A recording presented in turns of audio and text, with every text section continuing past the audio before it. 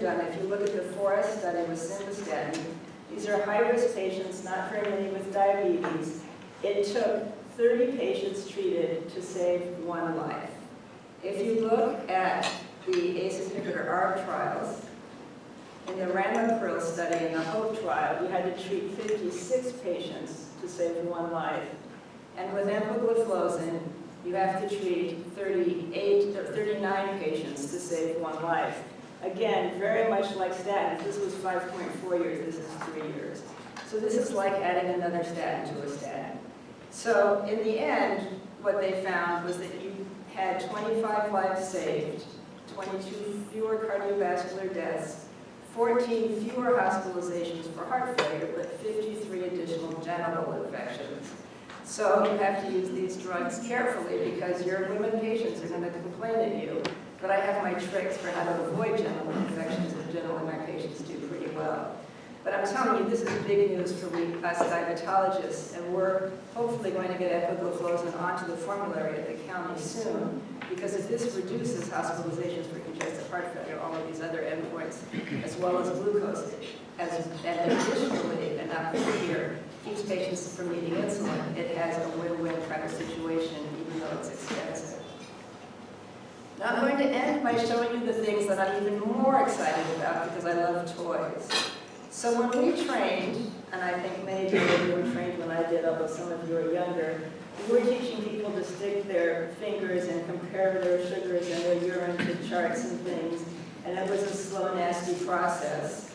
And now we're talking about the artificial pancreas. And in fact, the artificial pancreas works. It just doesn't work yet long enough to be used over time. But we know that the algorithms and the controllers for these systems can help be basically pancreas from the outside in our patients with type 1 diabetes. Patients all want to monitor their blood sugars without poking their fingers. We have a lot of meters on the market. They're very pretty, but they all require poking with the finger. But there's a wonderful device that's now available in Europe, and I actually have some of these devices that I've played with, where you never have to poke your finger, not ever. And you stick this thing on your arm. It's like it's a little bit, it's like the size of a $50. And you stick it on your arm, and it basically measures your interstitial blood glucose constantly. And all you have to do is wave something at it that tells you what your blood sugar is. It's really cool. You don't have to calibrate, you do nothing. You just stick this on your arm, and it would last, one application lasts for 2 weeks.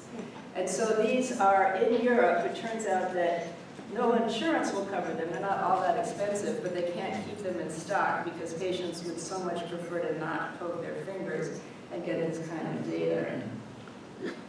Meters now talk to the cloud, so if you want to monitor everybody remotely, you can. If I had my iPhone, I'd show you that I actually have all sorts of blood sugars that come to my iPhone all the time for my patients that I'm watching. There's bolus calculators now that help patients figure out the doses to take. These seem really complicated, but the key to all of these is they tell the patients how much active insulin is in them so they don't overdose. Patients on multiple daily insulin regimens often overdose because they stack their insulin, and this helps them avoid that. There's newer pumps. The old pumps used to be made to look like pagers, and the newer pumps are being made to look like pretty cell phones. So your patients are going to have much more cheery pumps, and they're going to be pumps for type 1. This is a type 1 pump. And there's going to be all these patch pumps. This is the Vigo pump, which a lot of people thought would be helpful. I find it less helpful because you've got to fill it every day. But there are going to be a whole bunch more of these really simple patch pumps available that make it really easy for patients to give insulin. And one of the things about the patients on insulin is that they don't give their pre-meal shots because it's too inconvenient. And this will take away some of the convenience issues.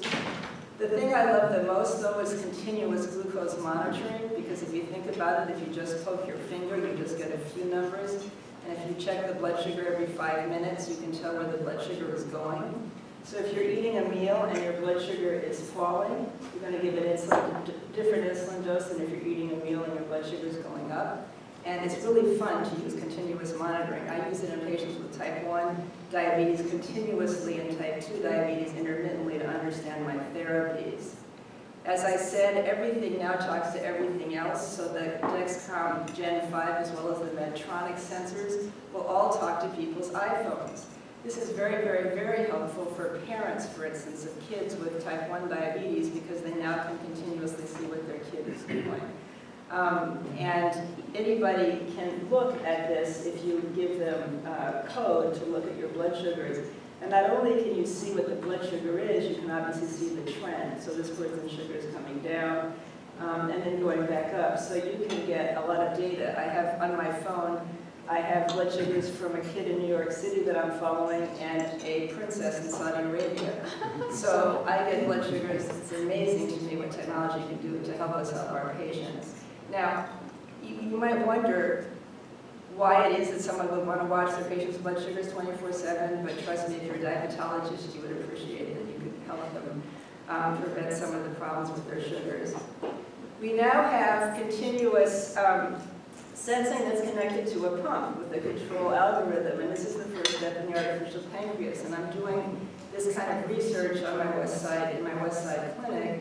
The first device we have is the threshold-based insulin pump.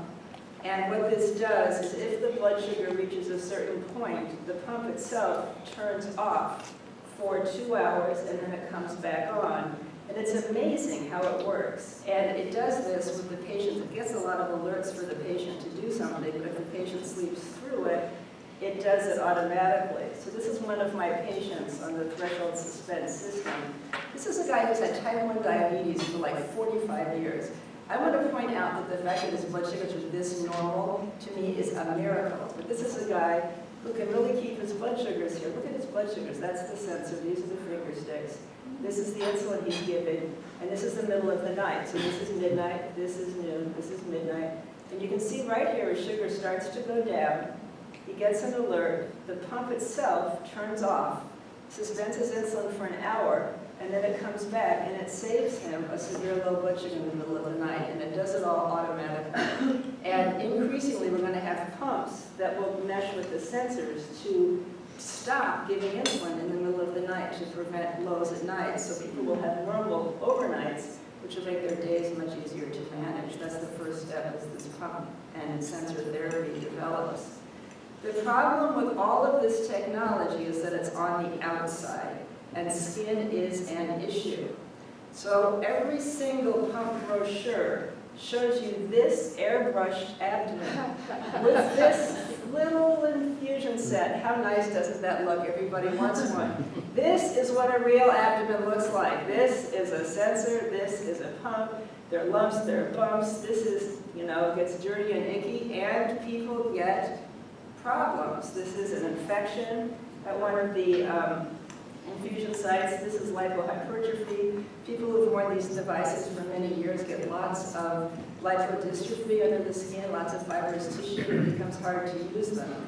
So I'm really excited about technology, but the limit is giving insulin from the outside in, and we still have to poke it and get it to give patients insulin consistently. And it's not going to be quite as easy as we wish it would be. And then the final thing I'm going to show you is inhaled insulin.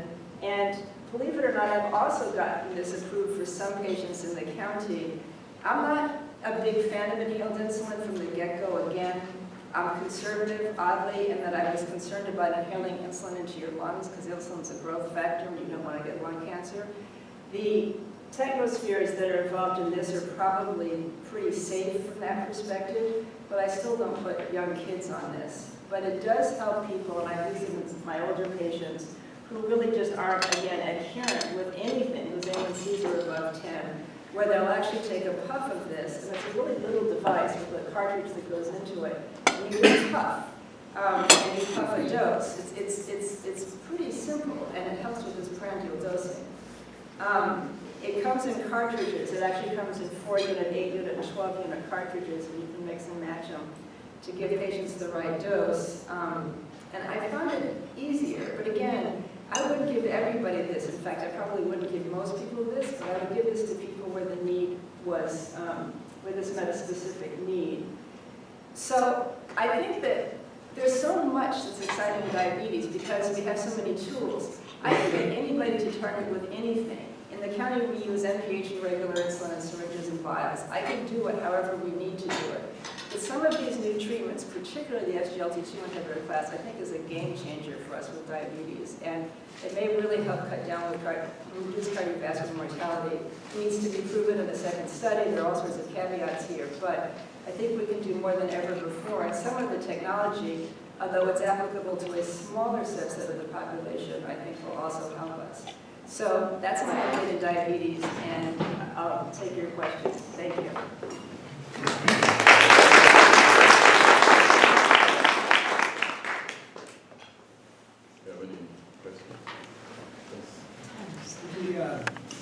For SGLT2,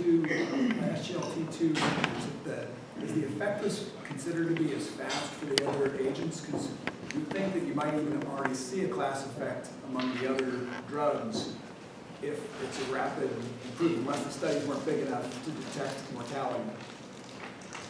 Well, the other cardiovascular outcomes trial, the Canvas is reporting in 2017, and the other one is reporting in 2019.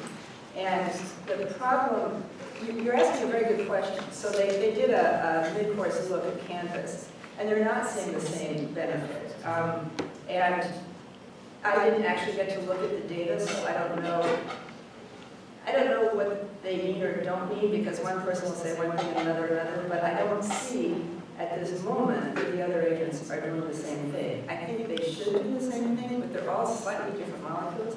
I want them to all do the same thing, but I gotta show it. And nobody did this population. In none of the other trials is it the same secondary prevention population, and so it's going to be hard to compare, particularly along with the dapagliflozin. There's a bunch of primary prevention patients. I don't think they're going to see this. I think this is what you see in patients who are going to get heart failure, who are, the sicker end of the spectrum. But for now, I have to say I want it to be a class effect, but I use EMRA because that's the one that seems to be beneficial. You talked a little bit about adherence issues and how important that is, and I know in some of your other talks you've talked about bundling and how important that might be. Could you give us a little perspective on when you're able to bundle two medications and when do you decide that that's beneficial for a patient? Well, it's a complicated question. You want people to take their pills, and every single person seems to me to be different. My problem so I'll use, for instance, we use an ARB with a diuretic all the time together. But when I use metformin in everybody, just that's what they're supposed to do. I don't know if I can bundle something with metformin, I do. But when I start an SGLT2 inhibitor, I don't start the whole dose because I'm a real believer in smaller doses are better to begin with. And remember I told you I have way reduced rates of genital infection in my patients because I either have to take half a pill of the lowest dose or a quarter of a pill, because if you make their glycosuria come down more slowly, or they get less glycosuria but they gradually come down, they're not going to get the same frequency of either urinary tract infections or vaginal infections. So I feel that I'll give little bits of medicines until I get to a stable dose. There doesn't seem to be a huge reason to use more than 10 milligrams, the lowest dose of this. And so once you get to 10, you can mix it in with the metformin, and that would be easy.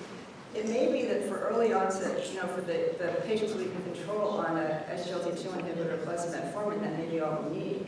That may be the best risk reduction for all things. But because I don't have the data to share with you about the renal effects, but the renal effects were profound in the MRI study. I mean, it's amazing what it did. It helped reduce progression. It helped people go from proteinuria to proteinuria decline. Renal failure got better. It was amazing. Their renal function improved. So renal outcomes improved, cardiovascular outcomes improved. To me, it's going to be metformin and empagliflozin. So however patients will take it, but metformin is generally taken more than once a day anyway, or at least more than one pill a day. So it's hard to bundle this all together because of the way the pills are. Yes? Do you have any thoughts on the data showing increased neurosepsis with these SGLT2 inhibitors? So the problem is, I'll tell you two things. And again, because I've been working very closely with the FDA about this, is there were 19 cases of urosepsis or pyelonephritis with SGLT2 inhibitors over the past year. And you obviously don't know the comparators, so we don't know how many patients not on it got it, right? In the clinical trials, there was only a slight increase in UTIs, and it wasn't in everybody, and they didn't get this, they didn't get urosepsis. But I think what the FDA was concerned about is that because these drugs give you polyuria, they make you urinate more often, that they were concerned that people would miss symptoms of a UTI because they think it was just being on the drug. And so they want to make providers aware, because what they found in those cases is they had UTI symptoms first, and then they got pyelo or urosepsis, is that if a patient has a pattern that differs, that changes, providers need to treat them for UTI.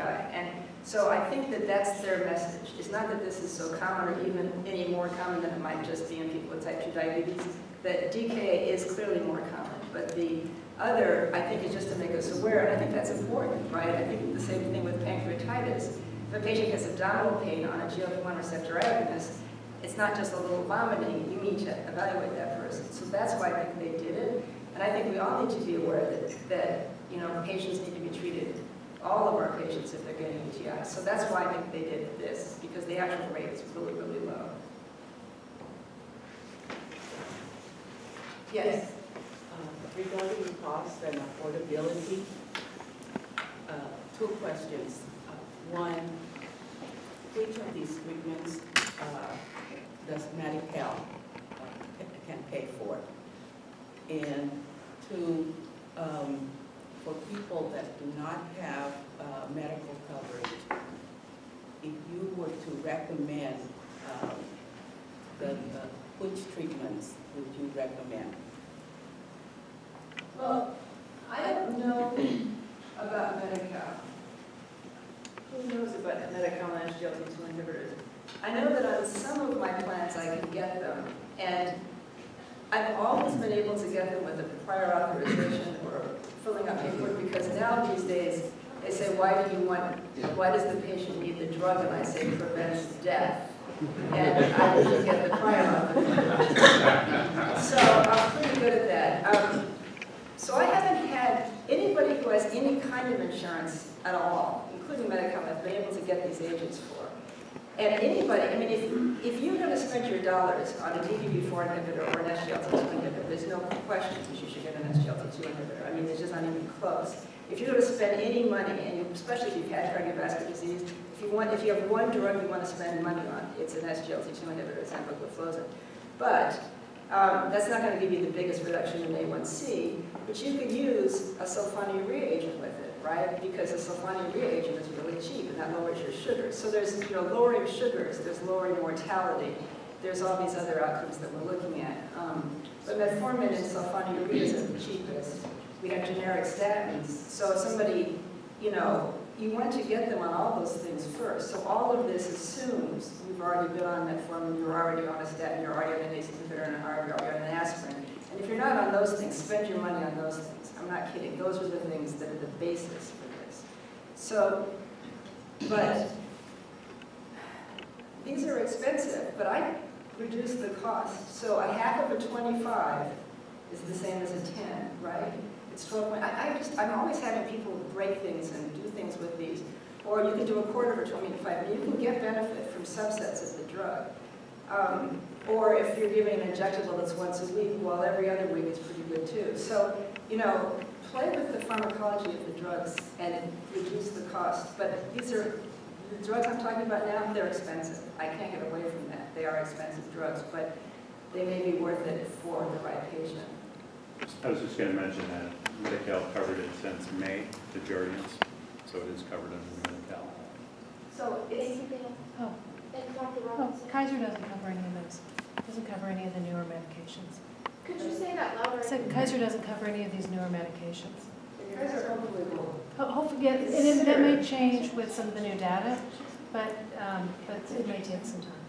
Well, Kaiser doesn't need to cover anything except empagliflozin because of all the benefits. I think Kaiser would be just so foolish. They'll keep people out of the hospital. They have to figure that this data is compelling. I mean, It's fairly recent though, isn't it? September. Well, that's, Come on. that's fairly Why is recent. it ready to say? Organization. It's the drug's been on the market for a year and a half. You know, Kaiser's good in certain ways. It gives sensors and pumps and everything else to my type 1. So if you're treating a population, then they're probably going to say this is for secondary treatment, but that's okay. It's just, hopefully they'll have it. Can I just say, on behalf of the Department of Managed Healthcare, if it's medically necessary, Kaiser will have to cover it. Dr. Robinson? What? So you said that Kaiser does not cover Any of them. it, but if it is medically necessary, it's legally required.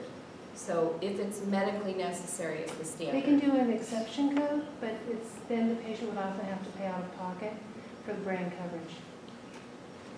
It all has to do with their prescription benefit. I don't need to get into all those details, but it has to do with their prescription benefits and But I think what you're talking about is putting it on the formulary, which I putting think, on the formulary is what yeah, I'm and I talking think about. that's kind of it's a different Sure. sort of, because medical necessity is one thing, but putting it in a formulary, and we know from data from RAND that it takes 17 years once something is well-known, established, and published to get out there in the general population and be readily available. So it's a long, tedious process, and it takes, unfortunately, even when you have these dramatics, in this case. But the thing is that I actually asked a year ago to get this onto the formulary, and it was before we had the data, and it was because of the thing I told you in the beginning, is that patients in the county do really well on pills, and the second we give them anything injected, they don't do so well. And so I was able to convince them to consider it, because if I can keep people on this side of insulin, then it's going that they do so much better. So it actually has a dual role, because it's a pill, it's once a day. You also can reduce some of the antihypertensives, but that's simple because they're cheap.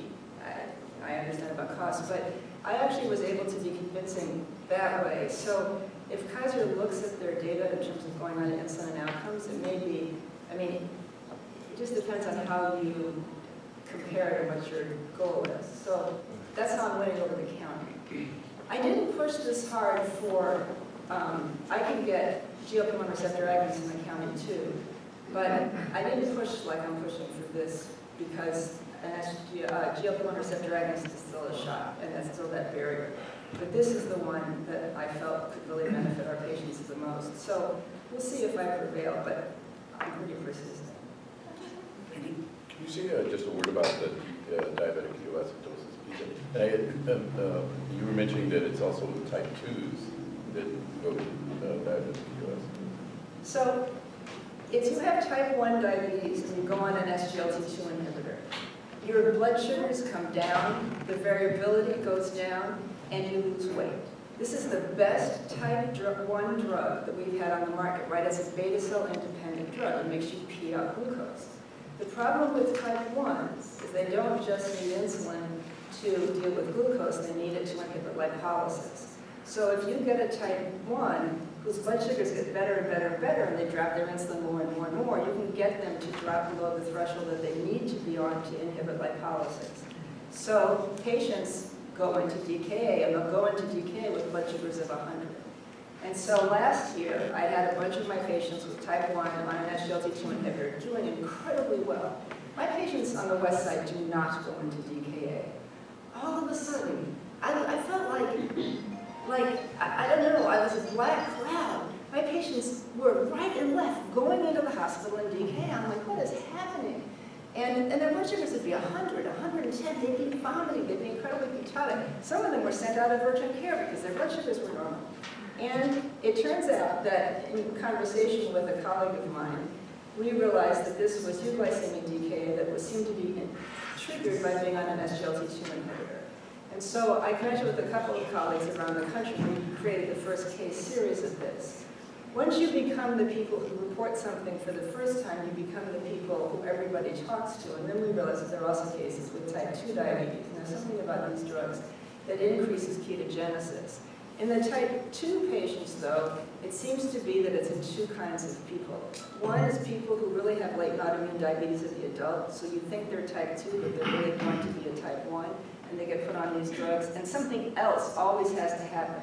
they get sick, they're having a heart attack, some bad other thing has to precipitate this, but they get a stressor, and they already have relatively low baseline insulin levels, and it'll take them into DKA. I personally have seen only DKA in type 2s after surgery, and it has to be general anesthetic. And it turns out that general anesthetic, any of the volatile anesthetics that end in ANE, and there are a bunch of them, interfere with the production, the release, and of insulin, as well as your sensitivity to insulin.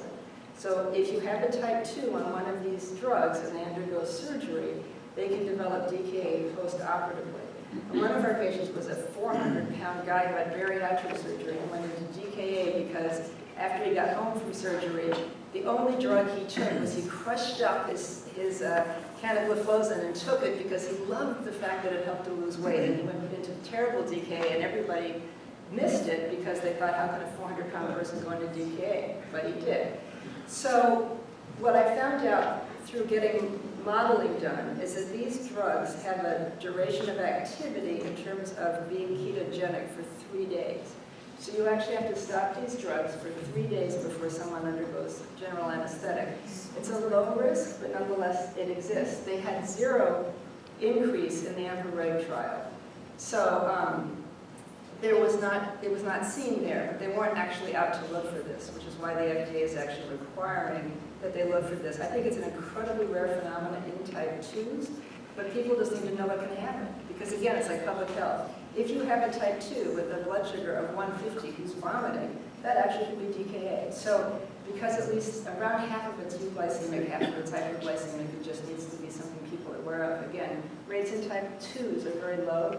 And if someone gets sick, I just tell them not to take the drug. And they don't see it in these trials, but it can happen. So the real worry is in type 1s, but I still love using this in type 1s. And every type 1 I had who went into DKA, some of them have had type 1 for 25 years and never had DKA.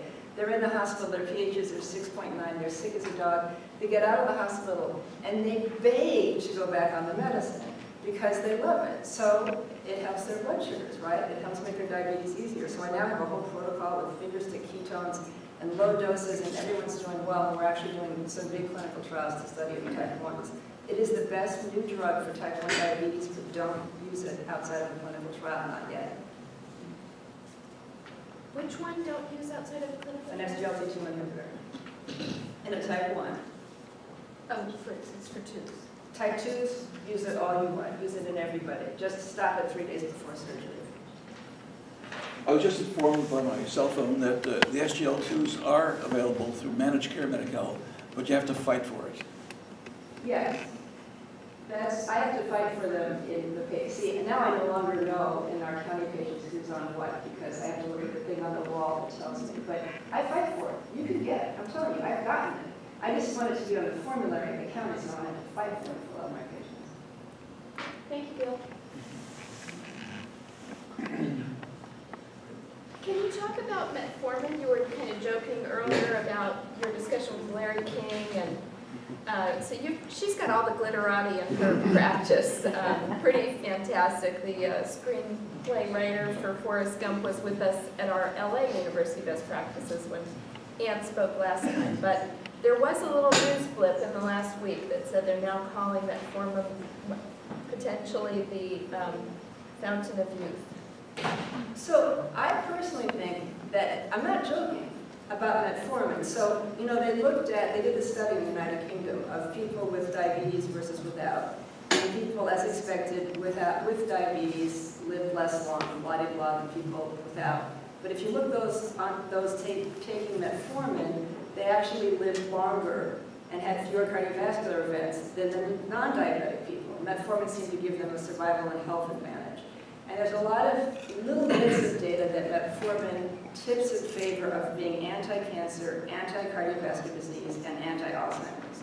And I actually really believe that there's benefit. And I think there's very little harm to taking metformin. So when I used to not give it very much for prediabetes, but now I use it all the time because of these non-glycemic benefits.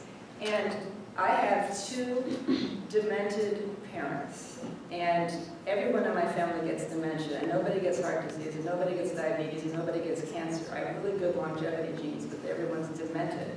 I personally don't want to be demented, and I was thinking they're all healthy and they do all those things, right? And I thought, what's the one thing I could do that I think might make a difference? The only thing I know of is to take a little bit of metformin every day. So I get incredible GI side effects from it. But I have a liquid kind of Riomet, which is how I get my patients to take it. And you just start taking 1 ml of it a day. And that's like 50 milligrams. And you can work your way up because the GI side effects relate to the fact that it's concentrated in your small intestine. And so even though I feel a little bit nauseous all the time now that I'm on metformin, I'm going to just do it because I think it's the only thing I know of. And everyone else is eating turmeric. I am going to take a little bit of metformin. It's not going to hurt me, and maybe it will help. But that's what the data says now. The only drug that in all of these associative studies that shows some benefit in terms of reducing some of these comorbidities of aging, particularly Alzheimer's, is metformin. It's because of its effect on the mitochondria and everything else. I just think it makes you eat less and you live longer, but I don't know, we'll see. So we do have a little bit more time, and I think everybody in the room is salivating for more information about why is it that you think it does this. So how does that process in your body? I think it has to do with the way your mitochondria processes. My theory is, my understanding is that your mitochondria wear out and your telomeres start losing in length, and that determines how long you can live healthily. And then metformin spares to some degree the aging of your mitochondria. Wow. As does fasting every day for 12 hours. So in animal models, if you are a little bit hungry all the time, it's better for you. And you should not eat for 12 hours every day, because that's also better for your mitochondria in mice models. Now, whether this is true in humans or not, but I tell people to fast, but they shouldn't eat after 7 p.m. if they're going to eat again at 7 a.m. That's a 12-hour fast. And if you look at the continuous glucose tracings of people who eat late, their blood sugars, what they're doing overnight is they're staying mildly hyperglycemic. And if you stop eating at 7 p.m. and give yourself that 12 hours, your blood sugars are amazing. So if I look at it just with continuous glucose sensing, even in myself, eating late is really bad metabolically for you. I think it's really good, whether or not it's helping your mitochondria, I think it's really good to have people not eat late. And I think it's better for their weight, and who knows, I think it's going to have an overall benefit. But this night eating that our patients do is really bad for them. They sit down after dinner and they just out of habit eat and eat. If we put a glucose sensor on all those people, you would just be horrified to see what happens to their sugars. You're just eating carbs. I'm just fascinated by what you just said. Because I found out I was pre-diabetic about 2 years ago, and I don't eat after 4. I try to make a habit of not.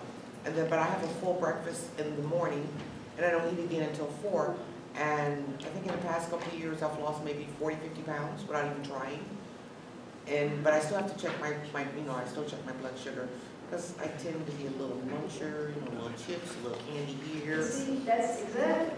But it's not a whole lot. I'll eat maybe a couple of gummy bears, maybe a small bowl of chips, or maybe a couple of pieces of salami. That's my little vice.